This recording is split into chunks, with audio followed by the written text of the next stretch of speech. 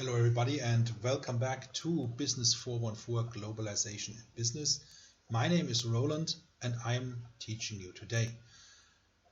Now, today I want to talk about global culture and global media, especially social media, and pose the question, is there actually something like a global culture? Are we developing towards a global culture? And globalization, when we think about the concept and move away from trade as such, when you are starting to engage with anybody, then you are beginning to exchange information about life, not only about trade.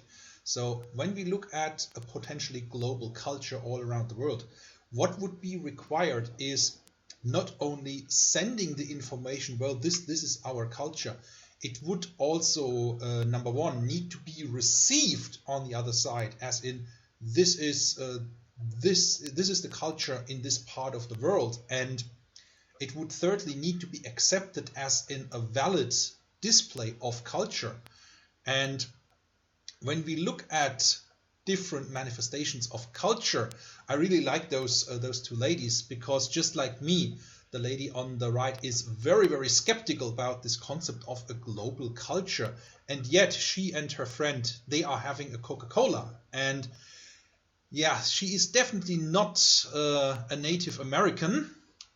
And Coca-Cola is definitely American. So we can see all around the world there is different manifestations of culture, and a lot of these displays of culture will be very foreign to us when we are exposed to them for the very first time.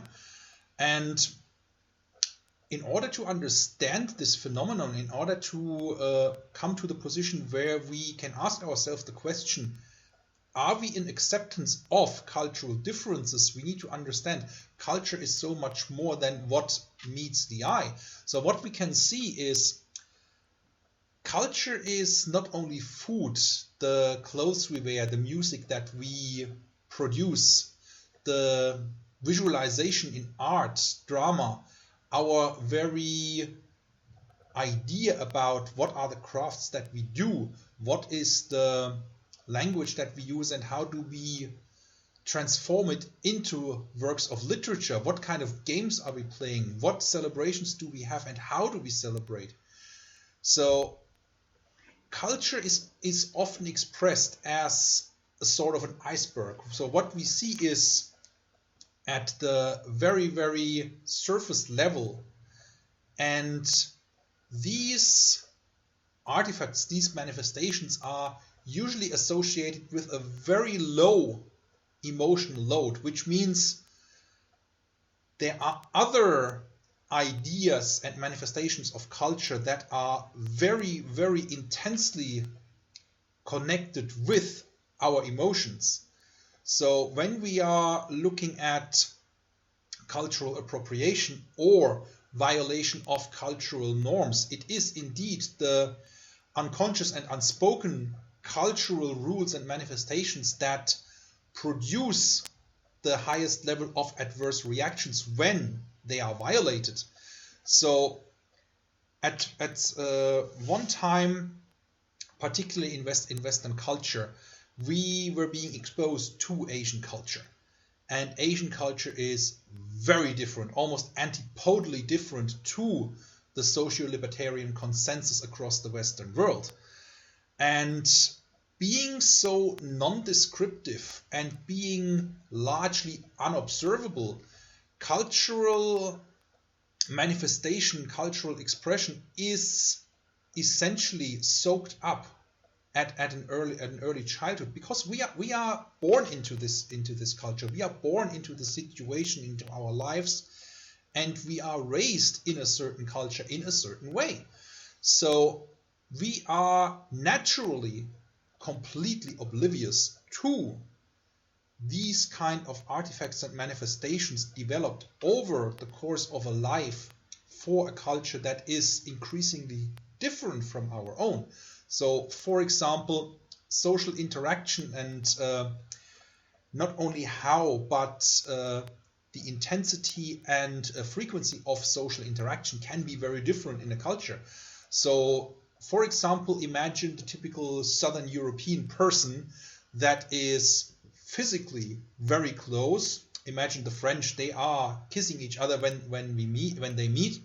Such a display of recognition and acknowledgement would be completely frowned upon in Asian culture, which is being a very much isolationist display of interaction. You have perhaps seen Japanese people bowing to each other, depending on who is higher in the social hierarchy, will not bow as low as the person that is socially lower in the hierarchy. So, and these kind of differences are leading to many misunderstandings and resentments even. For example, Asian people believing that Western people are barbarians and vice versa for the very way they are walking, talking, eating their food, and so on.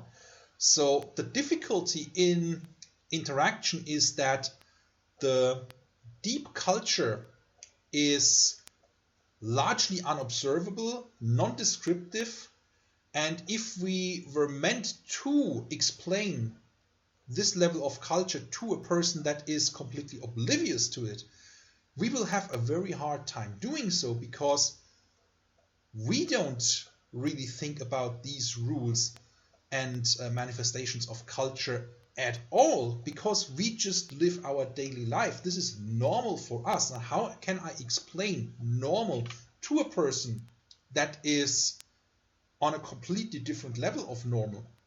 Now, in my role at my current university, I support students that are, or part of my role is supporting students that have difficulty in adjusting to the local culture around them. There is so many differences from where they are from, and a large number of my students is from Nigeria or from India. So the culture there is totally different than what it is here. And being from Nigeria, being from India, you also look different. So you stand out. There are not that many Nigerians or Indian people around us here in the UK at all times.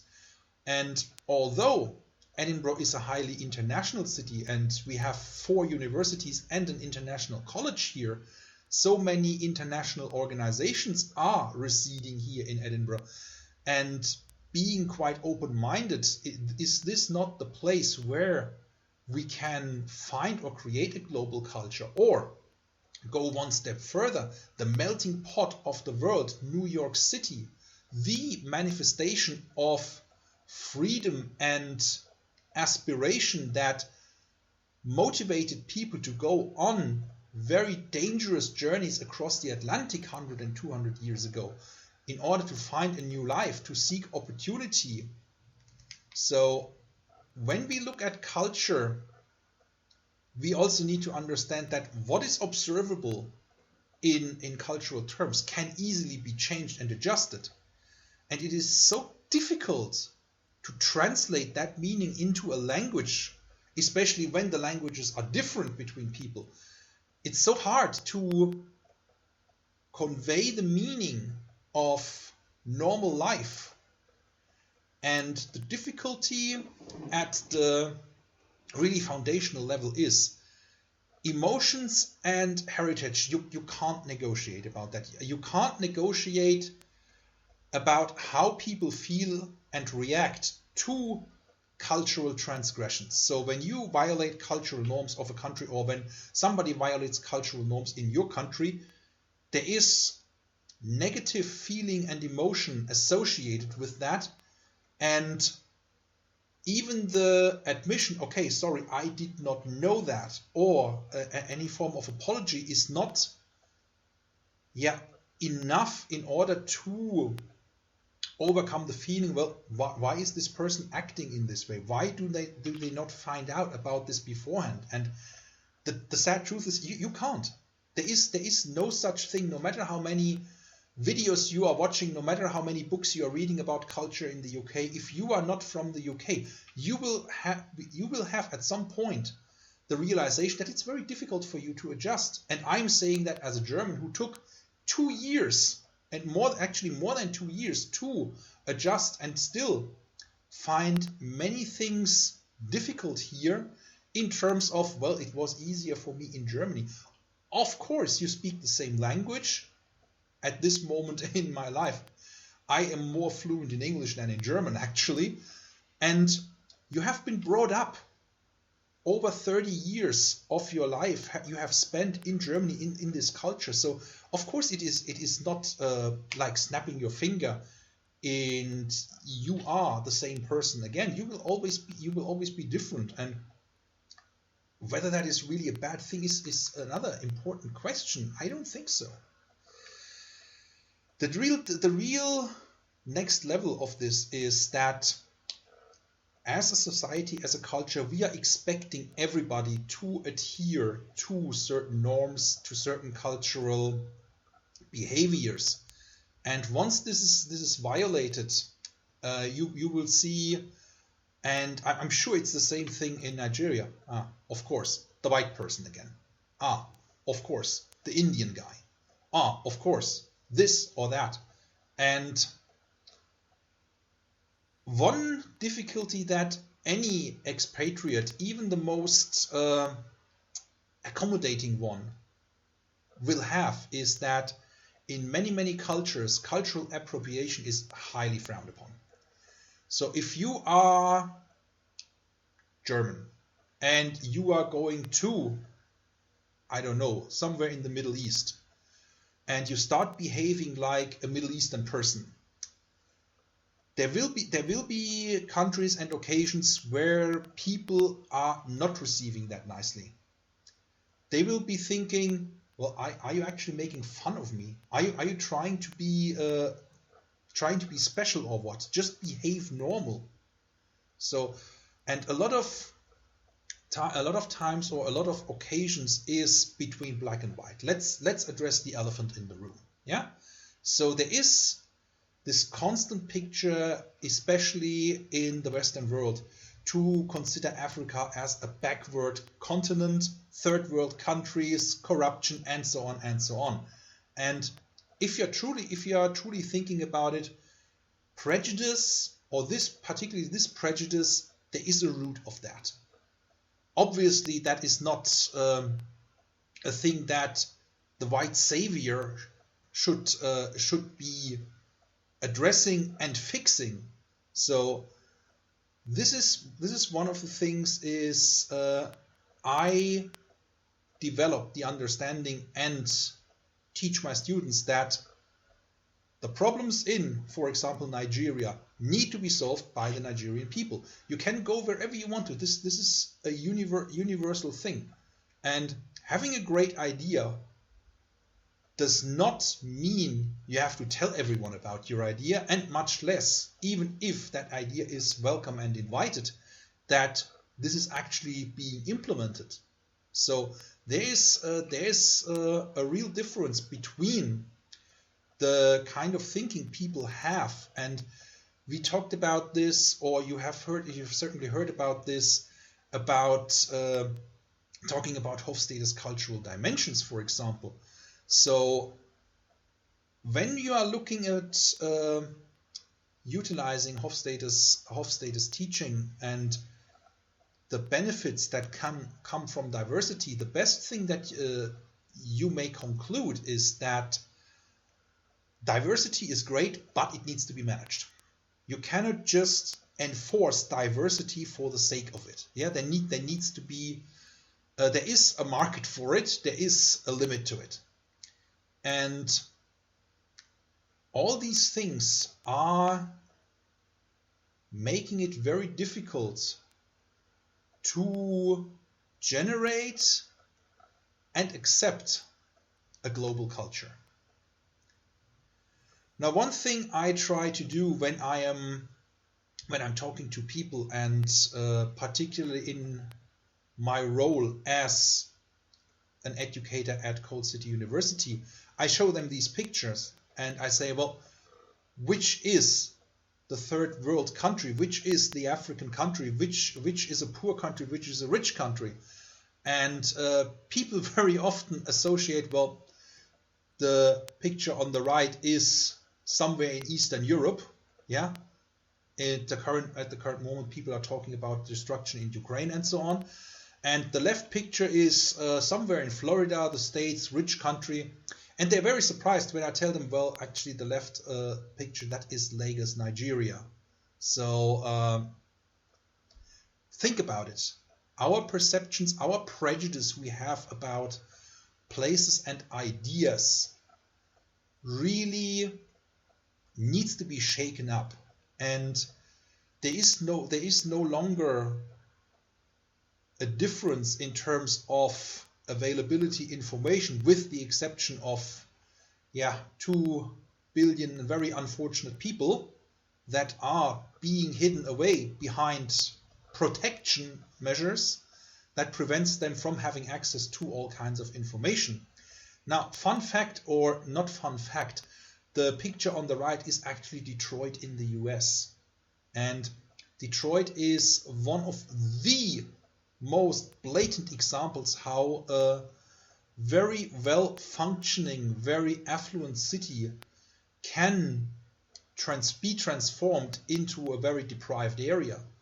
And on the other hand, the picture on the left, there's so many questions that would be coming from a Western person about it, and saying, okay, if this is Nigeria, is this what Nigeria looks nowadays? No, of course not. This is the absolute pinnacle, possibly, of Nigeria at the moment.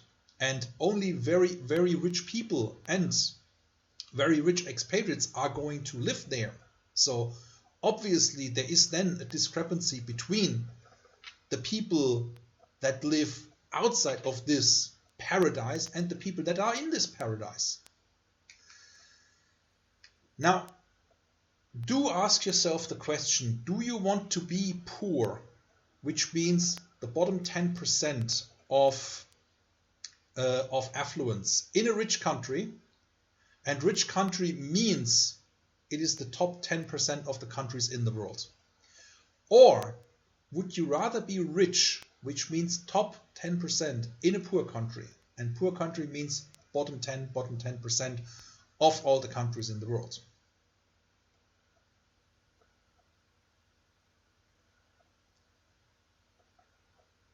Now, when you have made your decision, think about this for a moment. Obviously, we want to be rich. Yeah? So the vast majority, it's not even close. It's not even close. I would say 99% of people that, as a reflex, say, well, I want to be rich in a poor country because I will have a lot of money, life will be very cheap, and I can make ends meet. And it's very, very different in real life. When you look at Roderick's book, page 135, you would end up in a poor country having access to about $3,000 while you have in a rich country access to $9,400. Now these are averages, yeah? And when we think about rich in a poor country, the rich people that will be living in these pictures, they are not even the 1% in Nigeria. They are a fraction of that 1%. And what that displays, or what it displayed to me, is that we have a very distorted view of rich and poor. Yeah? A rich country can afford to transfer money from rich to poor, while a poor country does not have this ability. You are essentially on your own, and being on the lower end of the financial distribution, the distortion between rich and poor is incredible in poor countries. So when you're looking at the poorest countries, if you are the wealthiest person in that country, well, that's great for you, but doesn't do anything for that country. When you are a poor person in a very rich country, under normal circumstances, you are not in a life-threatening condition. Whereas in a poor country, you are automatically in a life-threatening condition unless you make a certain above average amount of money in that country. And looking at what Milanovic said in 2011, if you earn more than 34,000 US dollars per year, you are the 1% globally. And especially in Western countries, we talk about the 1% as if it's those super rich like Elon Musk, Bill Gates, and Jeff Bezos. No, it is on a global scale.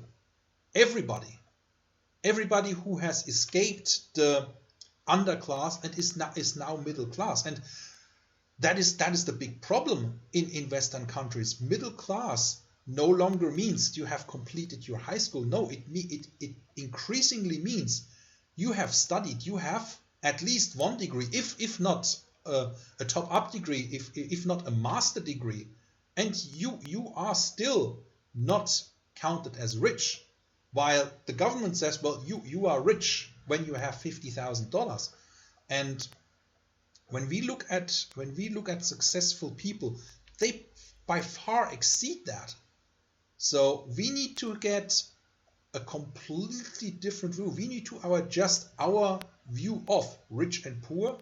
We need to adjust our view beyond the borders of our own country and say, well, it is statistically like that. But what do $34,000 do in Germany, in the US, in Nigeria, in, I don't know, North Korea, for all I care? It is very, very different. And plain statistics does not explain these distortions that we are experiencing. Now, when we look at that, culture cannot be the same around the world. There will always be influence of the environment that you live in, and it can't be undone. The idea now to say, okay, the world is very wealthy. How? And the second question I have, if we keep throwing money at the problems that we have, we will very soon solve a lot of problems, but then we will find other problems that we would want to address. And the idea of money solves problems needs to be revisited. It is simply not the case. Most important problems in this world have nothing to do with money. Money makes a lot of things easier, but you can easily substitute money with action. Unfortunately, the action that needs to be taken is the action nobody wants to take. Now, the second part of this lecture, I want to talk about the rise and fall of global social media. And what is really increasingly apparent to many people in Western countries is that we have opened the box of Pandora in terms of media and social media. We have privatized information, allowed information to be privatized, and are paying a very, very heavy price for it. It doesn't matter on which side of the argument you stand, but there is an increasing body of literature talking about how many people are no longer participating in society, in politics and opinion finding, and that is a problem. There was research I read a couple of years ago from 2018 and going back to as far as I think 2015, 2016, where it stated that 2/3 of Americans no longer participate in debate, especially when contentious subjects are concerned. And what that does is that more and more people are out of the debate, and fewer people get to say this what is happening in a country and the world. And that is not a good situation, because we've realized now in Western countries that very extreme people are dictating to a majority of people. That is a fact that has stunned me as well. The vast majority of people is actually very moderate and very centrist in their views. Now, they may have extreme views on a certain topic, but they will have extreme views to the other end of the spectrum on another. So as a person, as an individual, most people are very, very balanced and very, very centrist in their opinions. And going further and manifesting opinion in and across the globe via social media has created a picture of, if you are not subscribing to the agenda that we are being pushing, you are an enemy. And particularly the very extreme fringes of the left in the political debate have ostracized anyone who is any step further to the right. And that includes people that are on the left themselves. It includes all the moderates. So where is the balance here when we are going to the absolute extremes of the spectrum, whether it is left or right? It doesn't really matter. And social media is partly to blame for this kind of extremization of opinion, not only between left and right. Now, what we have seen over the last 4 or 5 years, and that is the real danger of it. Any kind of movement to one side has a feedback movement to the other side. And my concern is that the movement, the backlash towards the right, the repoliticization of society in Western societies will be even more extreme, and that is the danger. Extremism is always a problem. And when we look at the role that social media plays in this kind of equation, one needs to ask a lot of questions. So, for example, in the US, social media, if you have a social media platform, if you are Facebook, Twitter, or any other kind of social media platform, you are not responsible for what is being said on that platform. That is Title 230, and it gives the operators of these platforms immunity from legal prosecution. Now, at the same time, we are talking about and encouraging the owners of these social media platforms to regulate opinion. So we don't want Nazis. Okay, we are deleting everything that is on the extreme right. Great. Or no, it is not. Not that we should be accepting and promoting these extreme views. No, we should be challenging them, especially in the terms of mis- and disinformation campaigns that are being steered by state actors like Russia, like China, and with their goal to undermine Western society, using the freedoms of Western society against it in order to gain leverage and opportunity to supersede them as a global opinion leader, or for even more nefarious purposes. Now, when we look at it, I have come to the conclusion that we are barking up the wrong tree here by moderating content on global social media. And what we are doing right now, and I've been a victim of this as well, we are punishing the wrong people. Now, I was punished in a discussion. It was later revoked, that punishment, but I was punished for telling somebody, nuking the Kremlin is not an option. Get a grip. And yeah, initiating nuclear warfare is never an option. It is a stupid idea. And I was being punished, but the person promoting violence was not. Why?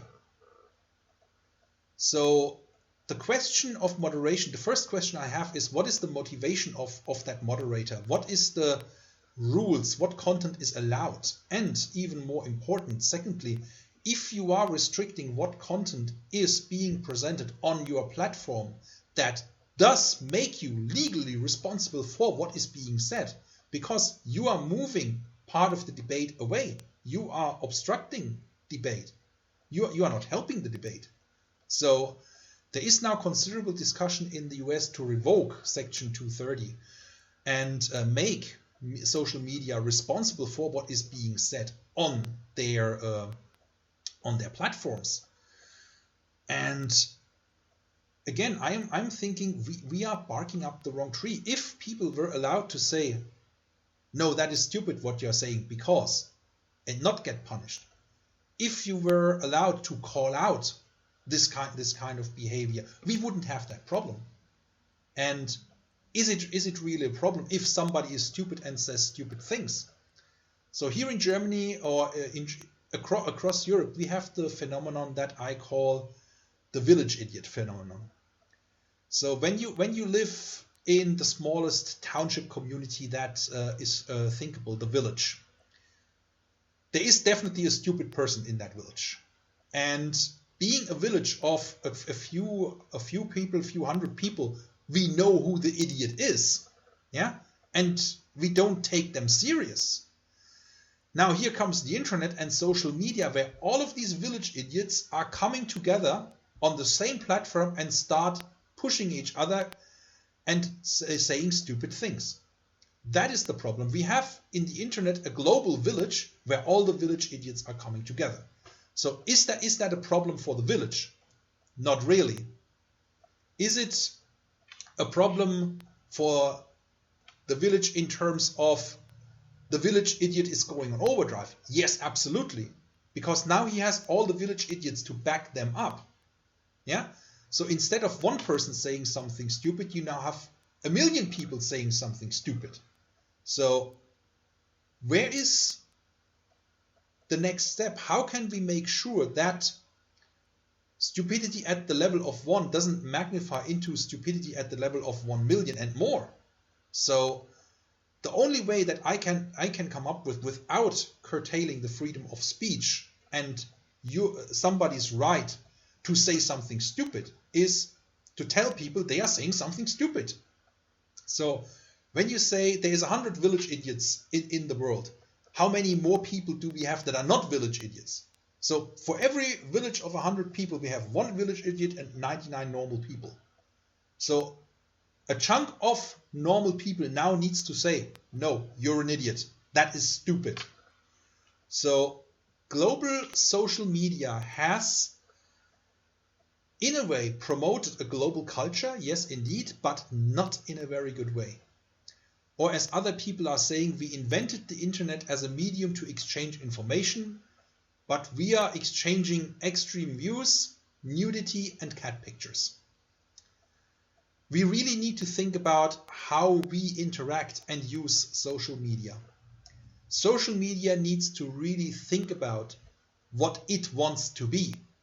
You can't on one hand claim, oh, I'm innocent, I'm not responsible for what people are saying on my platform, and on the other hand are deleting people from your platform, deleting people and their opinions from your platform.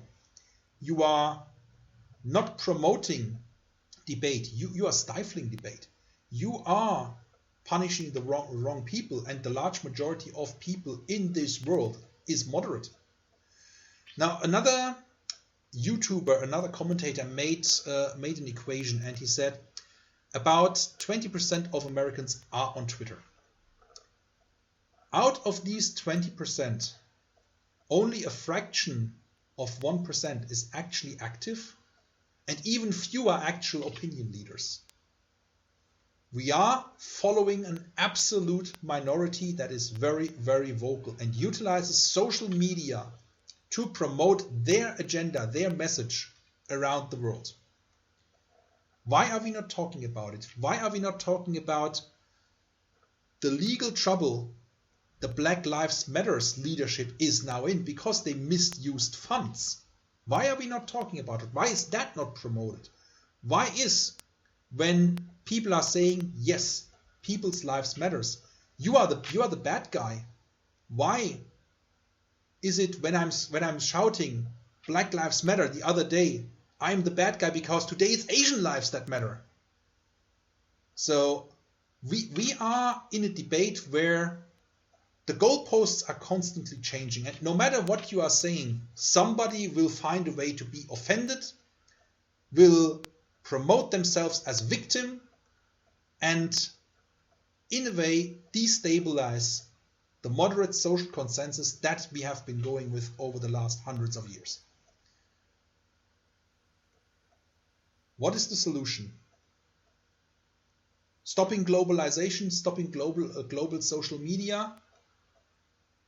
I think we are losing more than what we are losing if we continue like this. We can't stop debate. I have lived in a country where debate does not exist, where opinion is dictated by the top, where any divergence from that opinion is being punished severely, where any negative outcomes of that opinion, of these actions, it is not the top that is being punished, but the people doing it for not turning shit into gold. It does not work. You can polish a turd as much as you want, it won't turn into gold. Will leadership understand that? I don't think so. Will normal people understand it? I absolutely do think so. And we need to come to terms with the fact that we have opened the box of Pandora of globalization. We cannot go back. If we go back on globalization, if we go too far in this regionalization, we will destroy what has made the greatest progress in history of humankind. Up to the early 1900s, and I want to close with these observations by Jordan Peterson. Up to the 1900s, getting up in the morning, having a normal life was the most dangerous thing in the world. As a woman, it was very likely you would die giving birth before you are 30. As a woman, you need to give birth to 10, 20 children so that one or two will survive and carry on the family name and carry on economic activity. As a man, you had to go out in all kinds of weathers and work bone-breaking, dirty and dangerous jobs just so that the family would survive. And particularly, and going back to that observation that our worldview is slightly distorted or massively distorted, depending on how you see it. We need to start coming to terms that no matter what we are arguing about, what kind of problems we think we have, if we go back a generation, 2 or 3, we are in a world and in a life that was so disproportionately worse than the situation we are in right now, and no matter how difficult that situation may be, it is incomparable what is going on right now to what was going on a couple of decades and a couple of centuries ago. And I think that is something we really need to think about in terms of privilege, in terms of what do we want out of this phenomenon, globalization? What do we, or how do we want to interact with that phenomenon and all opportunities we have to create a culture of prosperity that we all can participate in? Thank you very much for your attention, and I hope to see you soon with the next session.